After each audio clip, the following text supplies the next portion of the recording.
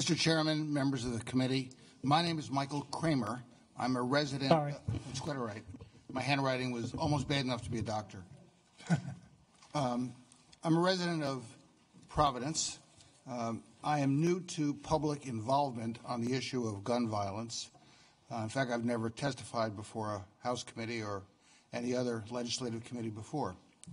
But the tragedies of Columbine and Newtown, San Bernardino, and too many others have convinced me that I should try to do what I can and that our states should try to do what they can to reduce and limit gun violence. And as a result, I recently offered to help with the coalition. And I'd like to focus my brief comments on the concealed weapons in our school issue, which is 7243. And in thinking about this issue, I didn't know anything about the law before I started my work recently.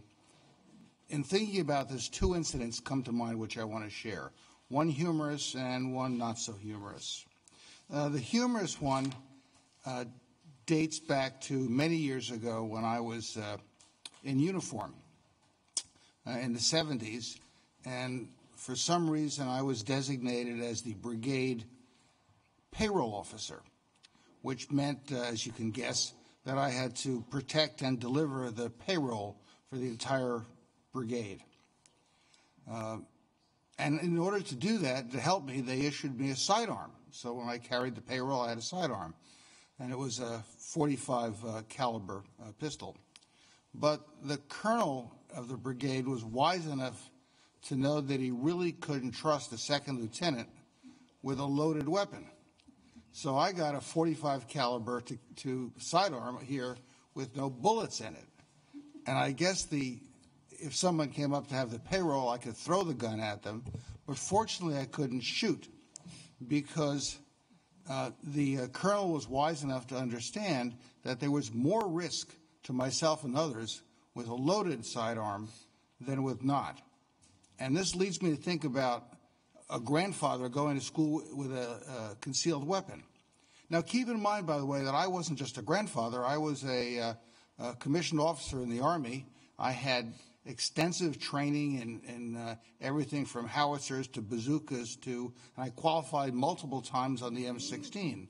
But nevertheless, the Army recognized that there was risk involved in allowing an armed second lieutenant on the base. And that's the reason, I suppose, that when the question the chair asked about a man coming in here with a gun, no one in here can reach for their concealed weapon because you don't allow them in the State House, as I understand it. So that if you don't allow them in the State House, why would you allow them in our schools? There's same safety issues as apply here in the State House, and the courthouse apply even more so with children and with teachers. The second incident that came to mind is a more serious incident, in which fortunately I wasn't directly involved. And this goes back to August 2012 in New York City by the Empire State Building. Some of you may remember this. A man named Jeffrey Johnson, who had served honorably in the military, had no criminal record, no known psychiatric record, shot and killed a coworker with a .45 caliber handgun, by the way, which he had concealed in his briefcase. This was by the Empire State Building.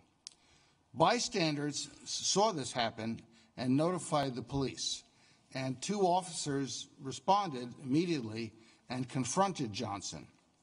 Johnson raised his weapon but didn't shoot, and the two officers let loose with 16 rounds, killing Johnson. In addition to that, 9 bystanders were shot.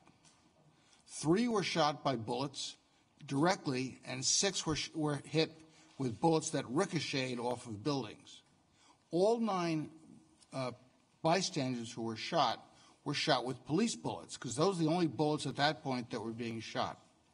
So if we're concerned, if experience teaches us that trained police officers can put people at risk when they respond to a shooter situation, do we really want people with a great deal less training in our schools with weapons? And we're talking about not just walking into the school with your grandchild. We're talking about at a football game, at a basketball game, at every other sorts of, with the fathers who get excited at the sports events. Do we want them to be armed? Is that something? Do we want them to stand up and deal with a potential shooter situation? God forbid that should happen in Rhode Island. This is the chair is right that the law as it's currently written permits this. I don't know that the law was intended to permit that, but that is the result. But that's something that the legislature can cure, and this committee can start to cure. And I urge you to do that. And in this context, I should remind the committee, of course, that there is no Second Amendment right to carry a concealed weapon.